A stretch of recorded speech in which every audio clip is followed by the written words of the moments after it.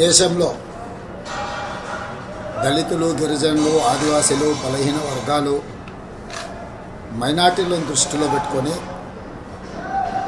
ఆనాడు డాక్టర్ బాబాసాహెబ్ అంబేద్కర్ గారు ఒక గొప్ప రాజ్యాంగాన్ని మనకు అందించడం జరిగింది.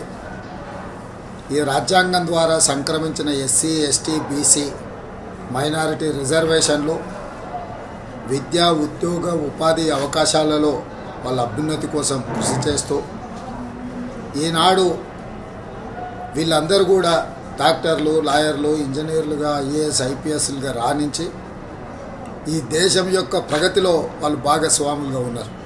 ఈరోజు భారతీయ జనతా పార్టీ దేశంలో 400 సీట్లు సాధించడం ద్వారా రాజ్యాంగాన్ని మార్చాలనే కుట్ర చేస్తున్నది. ఒకవేళ అధికారంలోకి వస్తే ఎస్సీ, ఎస్టీ, బీసీ, మైనారిటీల రిజర్వేషన్లు రద్దు చేసి రిజర్వేషన్ల రహిత సమాజంగా ఈ దేశాన్ని మార్చాలనే ప్రయత్నం చేస్తుంది. అందుకే 4 కోట్ల తెలంగాణ ప్రజలకు నేను విజ్ఞప్తి చేస్తున్నా.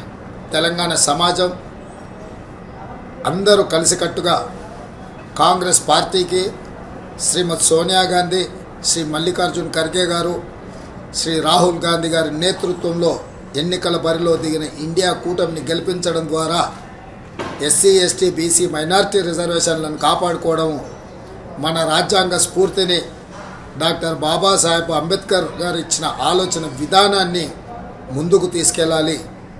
కాబట్టి మిత్రులారా, మీరందరూ కూడా కాంగ్రెస్ పార్టీకి అండగా నిలబడి 13 తారీఖు నాడు జరగబోయే ఎన్నికలలో కాంగ్రెస్ అభ్యర్థులను గెలిపించాల్సిందిగా మీ అందరికీ నేను విజ్ఞప్తి చేస్తున్నా.